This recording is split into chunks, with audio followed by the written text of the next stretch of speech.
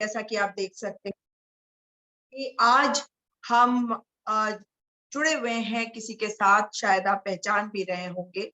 और आपको पता ही है कि एक बच्चा 19 साल का जो उत्तरकाशी के एक छोटे गांव से निकला था अग्निवीर बनने के लिए, और वो कोट द्वार गया।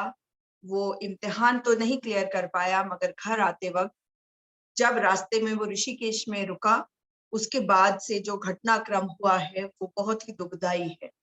और मैं बात कर रही हूँ केदार भंडारी की। केदार भंडारी 19 साल का एक बच्चा था, या मैं ये कहना नहीं चाहती अभी भी है कहीं, कहाँ है ये नहीं पता। इस मैटर में जो चीजें हुई हैं वो ये बता रही है कि पुलिस का इसमें इन्वॉल्वमेंट है, क्योंकि पुलिस ने खुद इस बात को एक तरीके से बहुत हद तक माना है। और मैं ये इसलिए कह रही हूँ क्योंकि 22 अगस्त की ये घटना है, और 22 अगस्त 2022 से आज अगर आप देखें तो 19 नवंबर हो गई है, मगर बच्चे का पता नहीं चला है। माता पिता बहुत गरीब परिवार से आते हैं, आप देख सकते हैं मेरे साथ केदार भंडारी के पिता लक्ष्मण भंडारी को और उनकी माता को।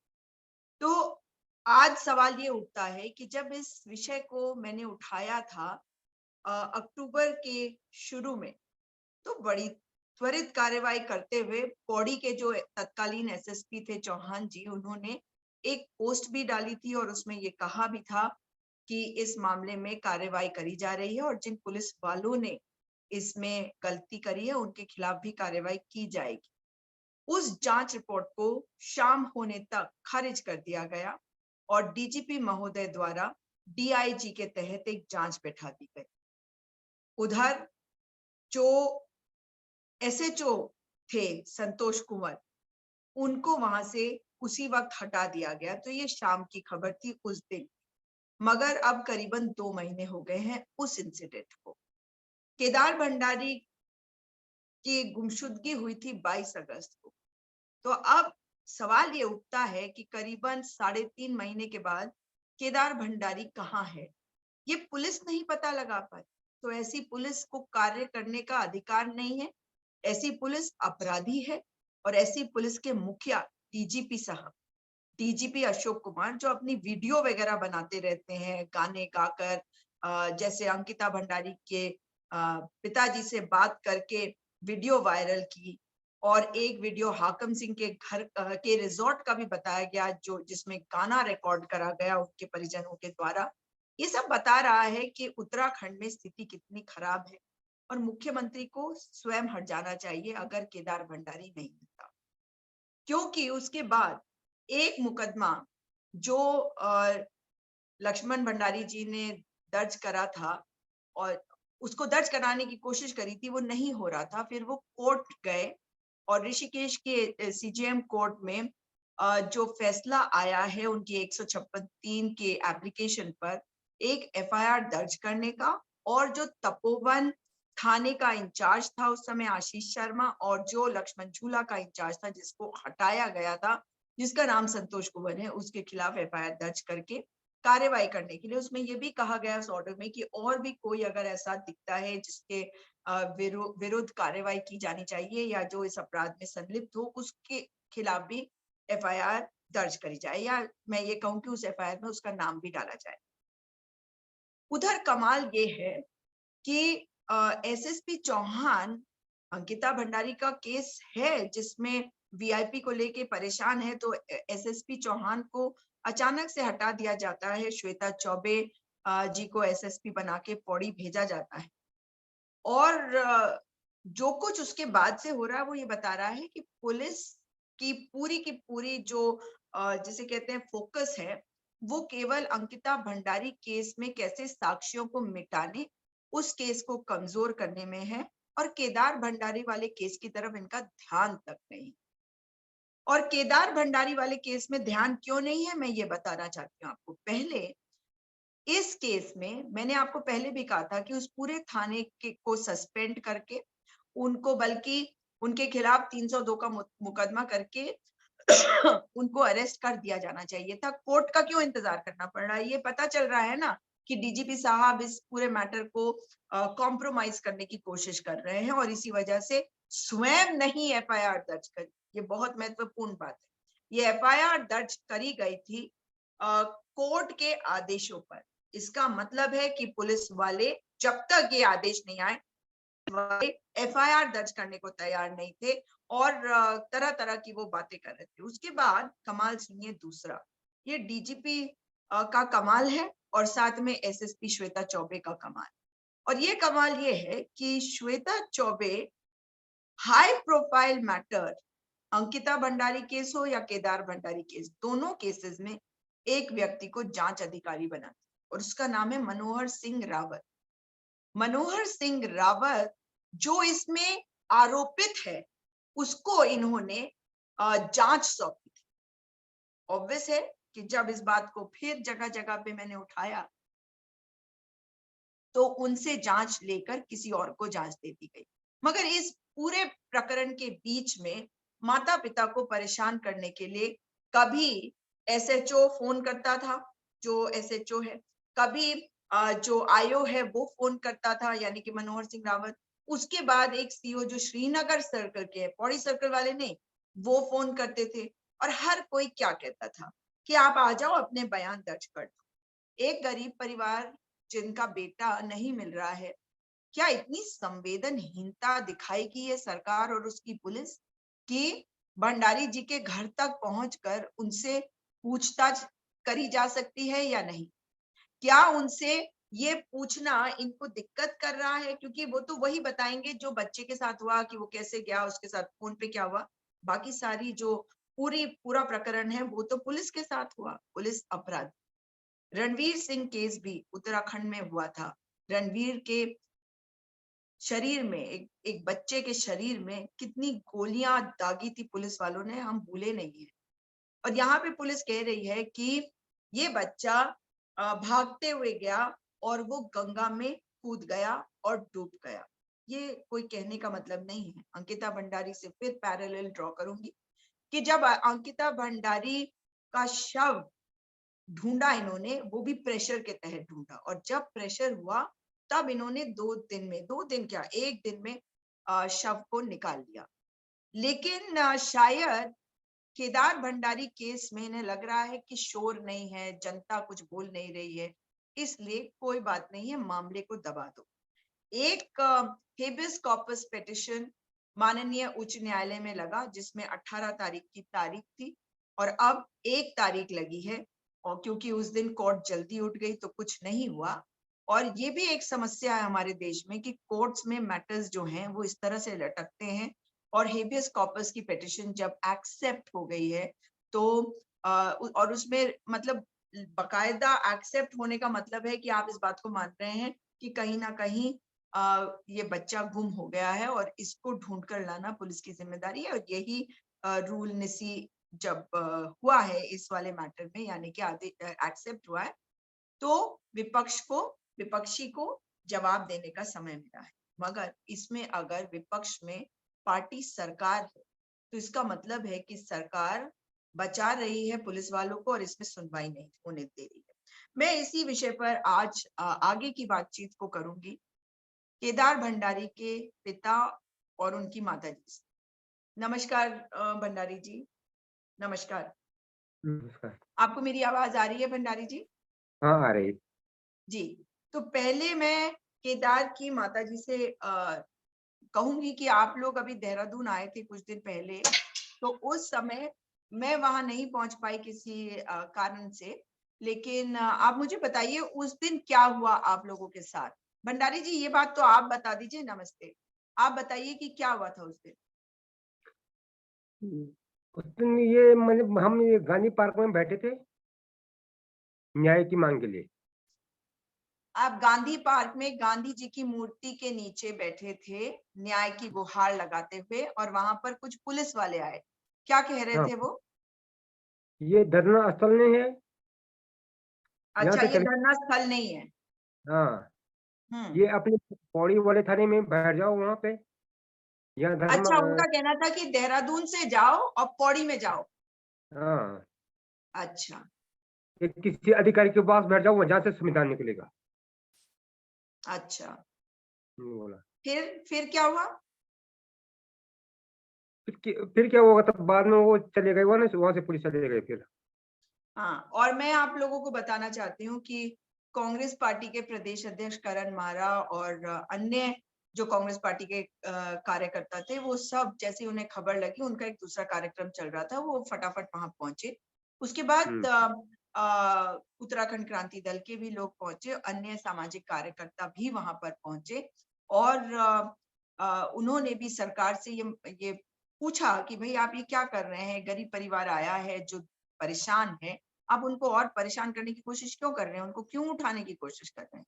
अब आप देखिए कि आज एक धरना स्थल की बात होती है कि आपने धरना देना है तो धरना स्थल पे जाके दीजिए। क्यों?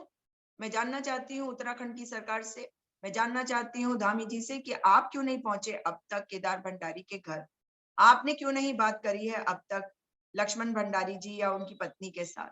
आप ये क्यों कहते हैं कि जाके धरना स्थल पे कोई बैठे? धरना स्थल किस लिए होता है? धरना स्थल पे वो जो लंबे-लंबे आंदोलन है उनके लिए, और फिर वो आंदोलन टूट जाए। एक गरीब परिवार आता है अपने बेटे के लिए न्याय मांगते हुए और आप चाहते हैं कि वो गांधी पार्क में भी ना बैठे, गांधी जी की मूर्ति के तहत भी ना बैठे। इसीलिए ना, क्योंकि आप गांधी जी में विश्वास नहीं करते।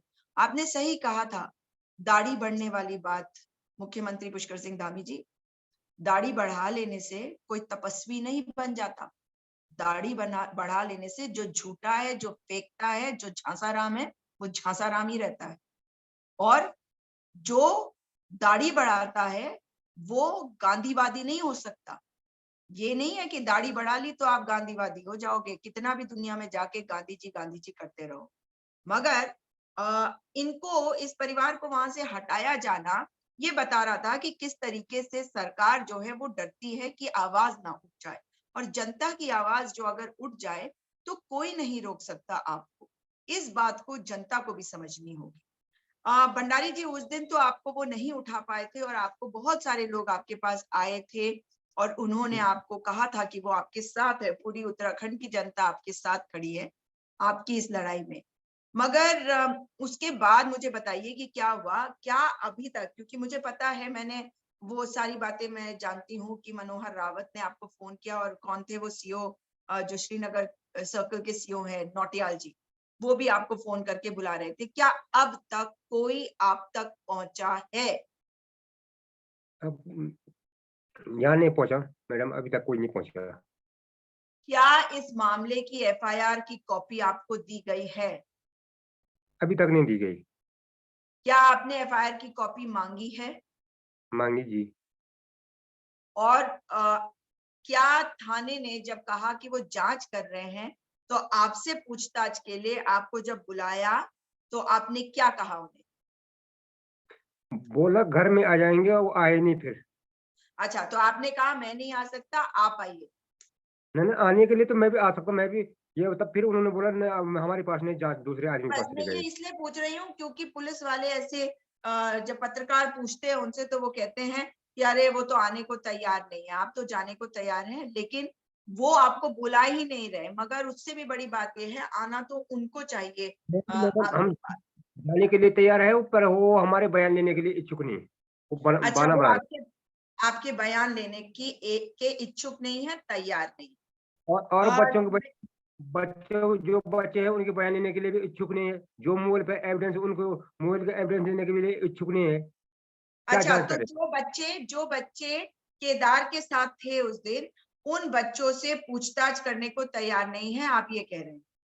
हाँ, जो फोन पे है, जो जो बच्चे का फोन है, उसमें उसको मैं जो एविडेंस है उसको देखने के लिए भी इच्छुक नहीं है।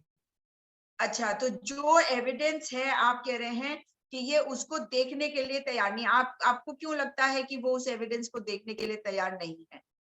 तो पता लग जाता है इसमें तो, क्या है कि वो क्या, किस टाइम बुलाया गया, किस कारण ले गए बच्चे को, क्या हुआ, किसने ले गए, ये तो सारा पता लग जाता। और क्या निष्पक्ष जांच करेंगे वो। अच्छा, तो निष्पक्ष जांच तो तभी होगी जब पूछा जाएगा। मैं केदार की माताजी से बात करना चाहूंगी और आप बताइए कि आपका बेटा क्या कह के गया था आपको? क्या वो ये कह के गया था कि मैं ऋषिकेश में नौकरी करने जा रहा हूँ, या ये कह के गया था कि मैं अग्निवीर की तैयारी कर रहा हूँ, उसका इम्तिहान देने के लिए जा रहा हूँ। क्या किस लिए गया था आपका बेटा? अग्निवीर तैयारी करने के लिए जा रहा है। और उसके बाद से अब तक बेटा वापस नहीं आया है। ना, बेटा वापस नहीं आया। बताइए, इसके आगे आप क्या चाहती हैं कि सरकार क्या करे? इसके आगे ये चाहते कि मेरा बेटा खोजे के लाए। तो आप देहरादून क्यों आई थी? बच्चे के ढूंढने में आए थे।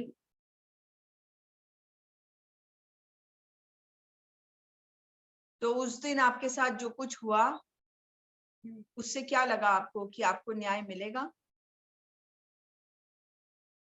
कुछ पता नहीं लगा मेरे को। नहीं तो आपको क्या लग रहा है कि पुलिस कुछ काम कर रही है या नहीं कर रही? नहीं कर रहे, मेरे को पता नहीं। अभी तक वहां पे देहरादून में जो पुलिस वाले आए, उसके अलावा क्या कोई पुलिस वाले ने अब तक आपसे बात करी है? हाँ, बात करे आप मेरे से। यहाँ धरना आसान नहीं। घर में आया है कोई पुलिस वाला? पुलिस वाला आया। कब आया? घर घर पे? घर पे? घर पे नहीं आया। घर पे नहीं आया। और आप सरकार से क्या कहना चाहते हो? अभी आपको, आप कहो सरकार से, धामी जी से क्या कहना चाहते हो? हम ये से कहना चाहते हैं कि कहीं से भी हमारा बच्चा हमको मिलने चाहिए।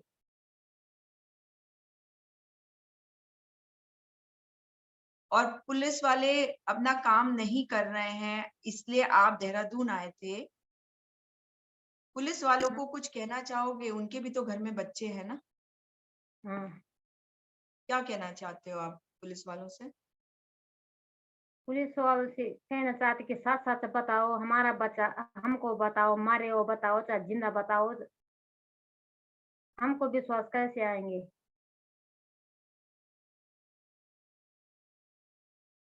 उन्होंने के आपके हमारे पे कराए, कि ना फोन पे बात कराए। आपने अपने बेटे को, उस आपने अपने बेटे से आखिरी बार बात कब करी थी? उसके जाने के बाद बात हुई थी? 21 तारीख शाम को। 21 तारीख आपकी भी हुई थी बात?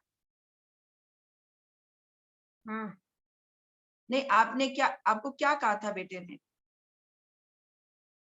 ये से बोलते मेरा कि मैं यहाँ शुभम के साथ ऋषिकेश होटल में हम्म। रात जैसे जैसे हुई, तब बात नहीं कर चुप हो गए थे। तो अब इस वक्त 3.5 महीने हो गए हैं। मुझे समझ में आता है, ये सवाल करना भी मुश्किल है, आपके लिए जवाब देने भी मुश्किल है, लेकिन बेटा नहीं मिल रहा है, तकलीफ बहुत होगी। तो मुख्यमंत्री को कुछ कहना है आपको? मुख्यमंत्री को कहो, ये सोचो कि मुख्यमंत्री आपकी बात सुन रहे हैं, क्या कहोगे? आप कहो जो आपके मन में आता है। अब मुख्यमंत्री आपके भी मुख्यमंत्री हैं, है ना? तो आप उनको क्या कहो? हमारा ये कहना है कि जहाँ से भी हमारा बच्चा मिल जाए हमको, और हमारा क्या कहना है। जिन बच्चों ने मेरे बच्चा ले गए उन बच्चों को क्यों नहीं पकड़ा? ये कहा जा रहा है कि आपके बेटे ने चोरी करी। चोरी कही थे, जो साथ में था ये क्यों नहीं पकड़ी? हाँ, जो साथ में थे उनको पकड़ेंगे तभी तो पता चलेगा। क्या? निर्दोष को पकड़े गए और दोषी पकड़े नहीं, जिसने मेरे बच्चे के पास वो थैला दिया। इसके साथ जिसने सेटिंग। जिसने बच्चे को थैला दिया उसको नहीं पकड़ा, ये कहा आपने ना? हाँ, ये क्यों नहीं पकड़े? हाँ। तो आपको क्या लगता है कि मतलब क्यों पुलिस इसमें ढूंढ नहीं पा रही है बेटे को? ढूंढ नहीं पाए थे, इसने मार दिए मेरे बच्चे को। इसकी पूरी जवाबदारी।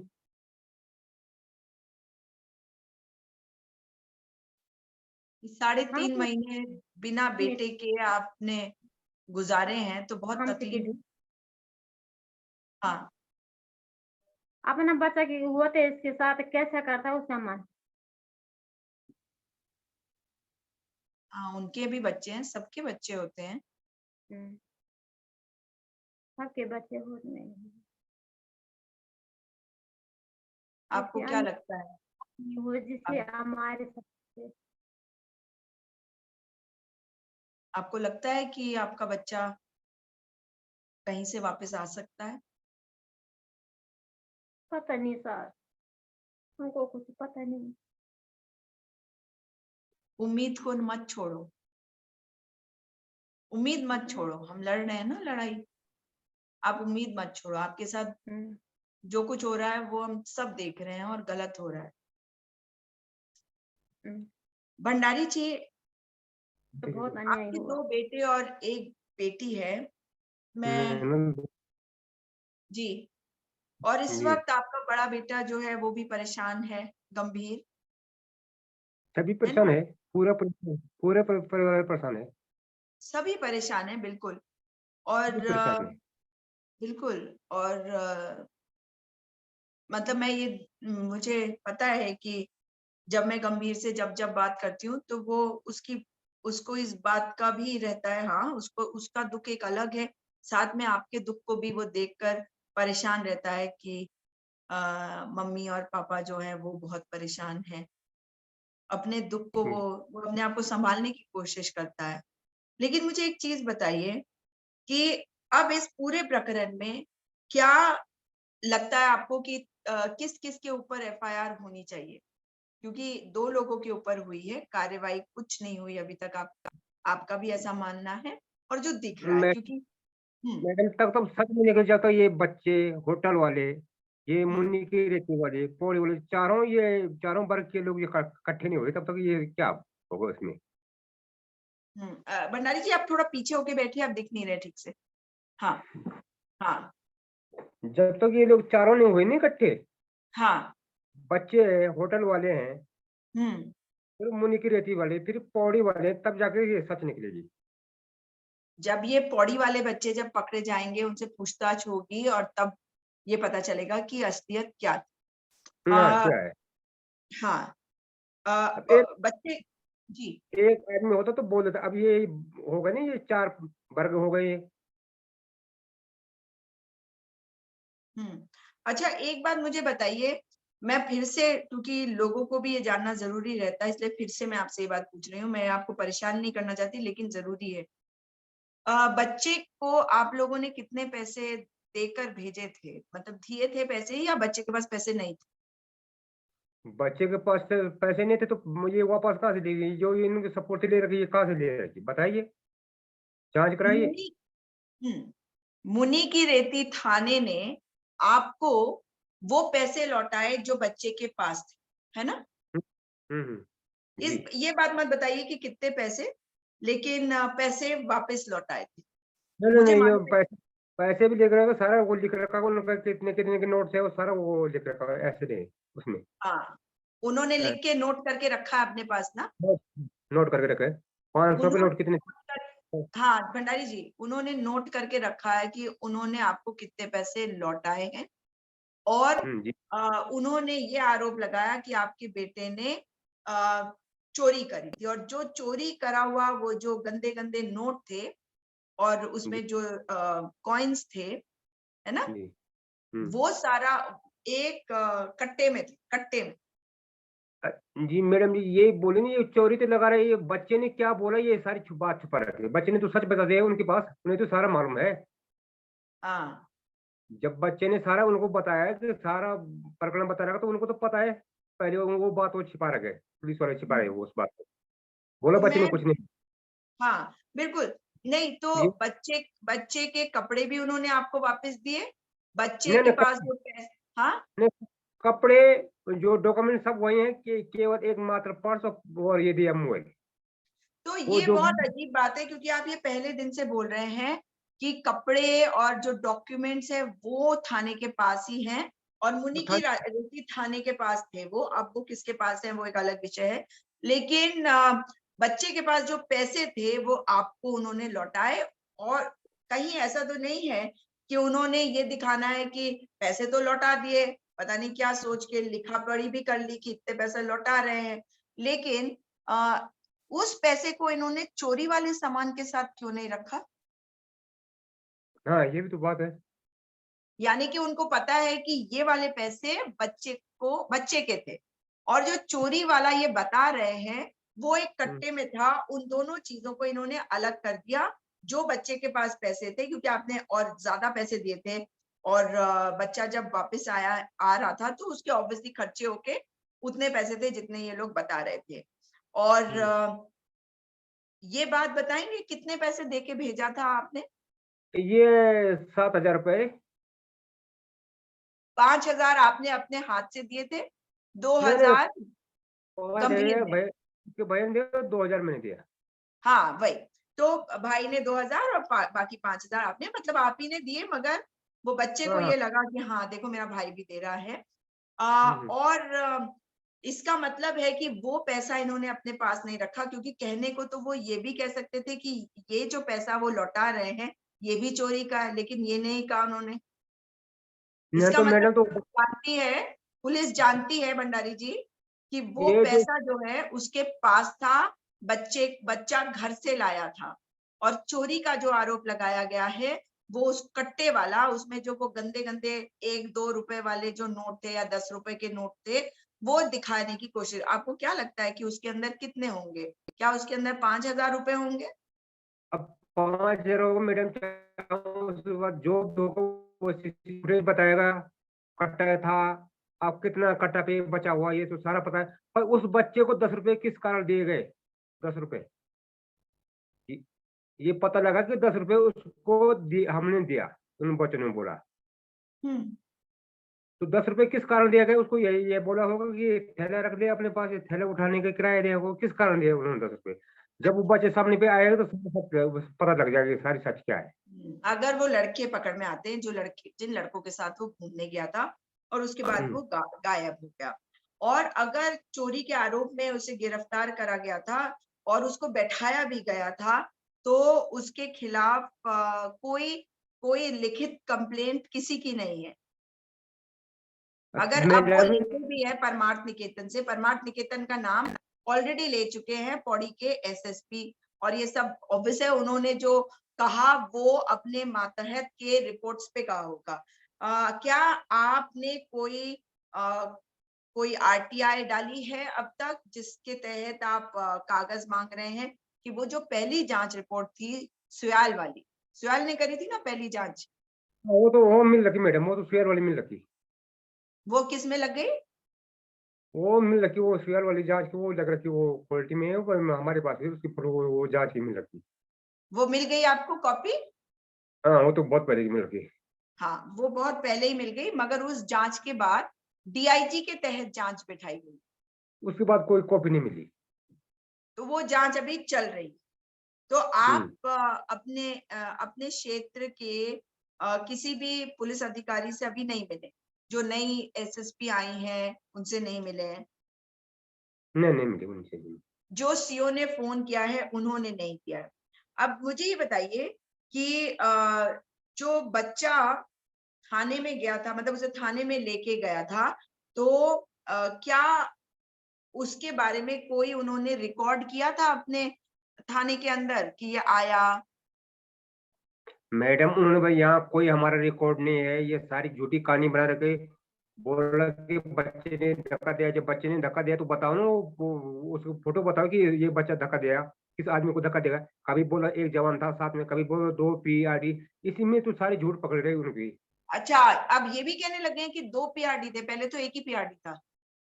मैंने 2 PRD लिख रखा, उसमें जो सुहेल के 2 PRD थे, धीरज एक पंकज, ये नाम लिख रखा उनका सारा। तो और बोला कि अच्छा, सिक्स और पी जो I six P CCTV I D में जो, नहीं सीसीटीवी में जो पुलिस दिख रही है वो कितने पुलिस वाले दिख रहे हैं? वो 3 दिख रहे। 3 दिख एक रहे हैं। मैडम, एक मैडम है, 2 कौन, पुलिस वाले दिशा हैं। से नहीं? ओ दिशा से नहीं। अच्छा, और जो 2 दिख रहे हैं वो दोनों पीआरडी जवान है? नहीं नहीं, पुलिस वाले PRD नहीं। पीआरडी नहीं है, पुलिस वाले दिख हाँ रहे हैं। ठीक है, तो अभी तक बच्चे को ढूंढ नहीं पाए हैं ये, और वो जिस ठीक है। मैडम जिसमें वो बंदूक वाला भी है। हाँ, बंदूक वाला भी एक जवान, गन वाला। अच्छा, हम्म। ठीक है। अब ये बताइए कि वहां पर जो पुलिस वाले आपको मिले, आपको वहां पर संतोष कुंवर जो उस वक्त एसओ था वो मिला, आपको मनोहर रावत वहां पे मिला, आपको दिशा सैनी वहां मिली, आपको मुनिकी रेती में आशीष शर्मा मिला, और कौन कौन पुलिस वाले हैं जो आपको मिले वहां? मैडम मैं नाम नहीं जान, मैं शक्ल से वो पहचान लेता हूँ। वो कभी कोई बुला रहा था, कभी कोई इधर भगा रहा था, कभी उधर भगा रहा था। वो बैठे थे तभी बुला रहे थे बातों बातों कितने में। कितने पुलिस वाले थे? वो मेरे ख्याल से 7 पुलिस वाले। 7 पुलिस वाले। ये जी। सब लक्ष्मण झूला थाने के थे। हाँ, वो लक्ष्मण झूला था इसके। और कि मुनि की रेती में कितने मिले? वो नहीं मिले वहां ना, हम गए ना कि मैं गया नहीं वहाँ, वहां नहीं गए, मुझे वहां का मालूम नहीं। अच्छा, आपका बेटा गया था वहां? हाँ, गया होगा। हाँ, अच्छा, ये अब एक और चीज, आप थाने तो गए थे, अब आप मुझे बताइए गंगा नदी थाने से कितनी दूर थी जहां पे उन्होंने कहा कि बच्चा कूदा? और नापेगा तो कम से कम वो कम, ये तो बहुत है। 1 किलोमीटर के 1.25 किलोमीटर के लगभग है दूर। 1 किलोमीटर की दूरी पे उसने छलांग मारी, ये कह रहे हैं। हाँ।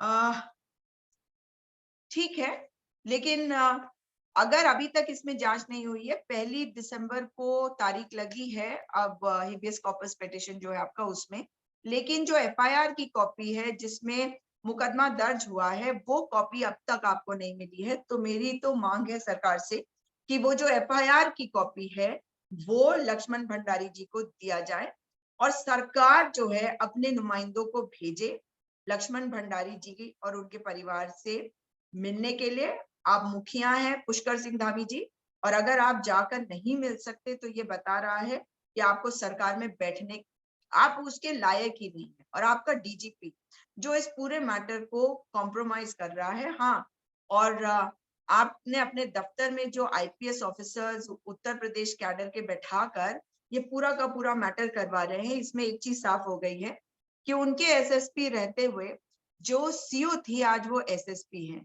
जब वो सीओ थी श्वेता चौबे, तो हाई प्रोफाइल केसेस की जांच मनोहर सिंह रावत से करवाती थी जो लोगों को फंसाने में एक्सपर्ट था।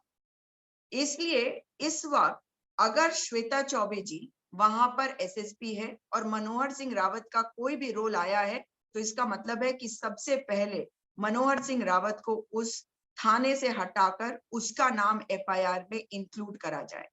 वहां पे जितने भी पुलिस वाले थे जिस दिन ये घटना घटी, उस दिन जो पुलिस वाले थे उन सब के नाम एफआईआर में क्यों नहीं जोड़ रही है पुलिस? आखिर क्यों बचाना चाहती है? क्योंकि पुलिस वाले हैं इसलिए बचाना चाहते हैं या सरकार बचाना चाहते हैं, ये सरकार को बताना पड़ेगा। लेकिन एक गरीब परिवार के साथ इतनी बड़ी नाइंसाफी केवल उत्तराखंड में हो सकती है। देवभूमि को शर्मसार अगर कोई कर सकता है तो केवल वो जो ईश्वर में विश्वास नहीं करता, और वो है भारतीय जनता पार्टी की सरकार। पुष्कर सिंह धामी जी से मेरी ये मांग है कि इस गरीब परिवार की तरफ देखिए, और अगर जरा भी गैरत बची हो तो इस माँ के चेहरे को देखिए। देखिए कि ये माँ 3.5 महीने से अपने बेटे का इंतजार कर रही है, कोई क्लोजर नहीं। क्यों नहीं है? क्योंकि आप लोग संवेदनहीनता दिखा रहे हैं। और मुख्यमंत्री जी, मैं तो आपसे जानना चाहती हूँ कि क्या आपका परिवार नहीं है? क्या आपके बच्चे नहीं है? क्या आप किसी के बेटे नहीं है? क्या आपको समझ में नहीं आता कि एक माँ और एक पिता को अपने बच्चे को नहीं देखे हुए 3.5 महीने हो गए हैं, और अगर उनके बच्चे के साथ कोई हादसा बताया जा रहा है पुलिस वालों के द्वारा, तो क्या जरूरी नहीं है कि पुलिस वालों के खिलाफ कार्रवाई हो? अगर जरा भी आपके अंदर गैरत होगी ना मुख्यमंत्री पुष्कर सिंह धामी जी, तो त्वरित कार्रवाई करते हुए आप उन सारे पुलिस वालों के ऊपर एफआईआर दर्ज करवाएंगे, या मैं कहूं कि उस एफआईआर में उन सबके नाम इंक्लूड कराएंगे। और खास करके और श्वेता चौबे जी जो एसएसपी हैं, जिनके रहते ये मैटर मनोहर सिंह रावत को दिया गया, या हो सकता है कि चौहान जी ने भी ये मनोहर सिंह रावत को दिया होगा, लेकिन अगर ऐसा है तो मनोहर सिंह रावत का नाम तो उस एफआईआर में आना ही चाहिए। मगर वहां पे जिस भी एसएसपी ने ये कृत्य किया, और दोनों एसएसपी भी हो सकते हैं इसमें, अगर चौहान जी ने ये जांच मनोहर सिंह रावत को दी, श्वेता चौबे के केसेस अगर आप चेक करेंगे तो मनोहर सिंह रावत को बहुत केसेस उनके उनके द्वारा दिए गए हैं, हाई प्रोफाइल केसेस। अब क्या उनको हटाया नहीं जाना चाहिए? हर केस में जिस तरह से किया जा रहा है, क्या इस सरकार को इतनी भी संवेदनशीलता नहीं है कि एक परिवार का बच्चा चला गया, इंसान था वो, इंसान, और वो आज अपने घर में नहीं है, कहाँ है वो बच्चा? ये तो बताएगी ना ये सरकार। ये तो आप बताओगे कि अगर आप ढूंढ नहीं सकते तो जिनको रखा गया है लोगों की सुरक्षा के लिए और उन्होंने इस बच्चे के साथ क्या किया ये नहीं बता रहे, तो क्या उनके ऊपर कार्रवाई नहीं होगी? क्या उनको गिरफ्तार करके उनसे पूछताछ नहीं करेंगे? आप 3rd डिग्री देना चाहते हैं ना, पता नहीं आपने 3rd डिग्री केदार को दी या क्या करी। अब सरकार से ये मांग है और सरकार को ये भी बोलना है कि जब आपकी पुलिस लोगों के साथ गलत कर रही है तो आप पुलिस को भी बचाएंगे। आप अपने वीआईपी को बचा रहे हैं किसी केस में, आप अपने नेताओं को बचा रहे हैं किसी केस में, और अब आप एक गरीब परिवार के साथ इतनी बड़ी नाइंसाफी क्यों कर रहे हैं? आखिर इस परिवार का दोष क्या है? ये दर दर की ठोकरें खा रहे हैं, ये बहुत गरीब है। इनको उत्तरकाशी से देहरादून क्यों आना पड़ रहा है? मुख्यमंत्री जी, क्या आपको शर्म नहीं आती? क्या आपकी जिम्मेदारी नहीं है कि आप जाए वहां पर और इनसे मिल के आए? Shame on, shame on, shame मुख्यमंत्री जी, शेम।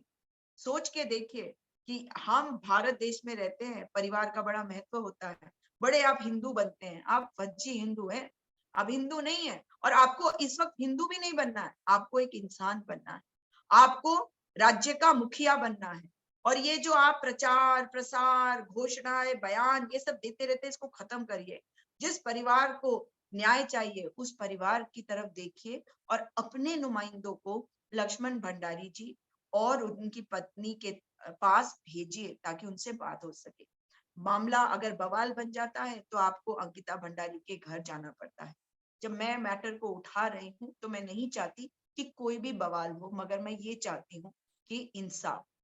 लेकिन मुझे नहीं लगता कि भाजपा को इंसाफ या न्याय से कोई भी लेना देना या इनकी समझ भी आता है।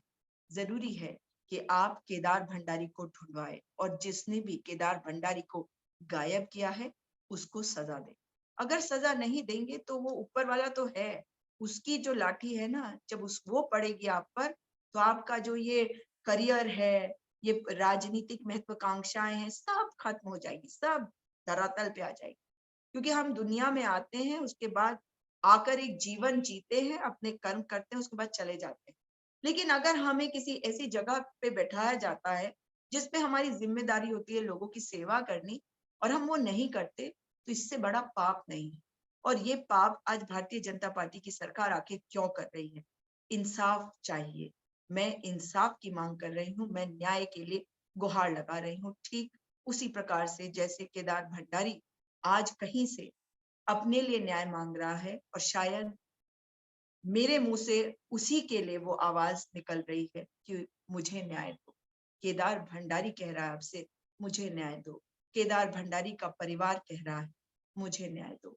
क्या न्याय दे सकेंगे? साथियों, इस वीडियो को अधिक से अधिक शेयर करिएगा, क्योंकि हमारे मुख्यमंत्री को जोर शोर से की हुई बातें ही सुनाई देती, उन्हें आराम से बताई हुई बातें नहीं सुनाई देती और गरीब के दर्द से उन्हें कोई लेना देना नहीं।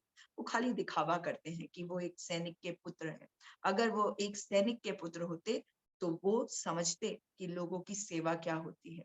अगर वो अपने सैनिक पिता का सम्मान करते तो भी वो केदार भंडारी के घर पहुंचते और केदार भंडारी को ढूंढवाते और जिसने भी उसे गायब किया है उसको सजा दिलवाते।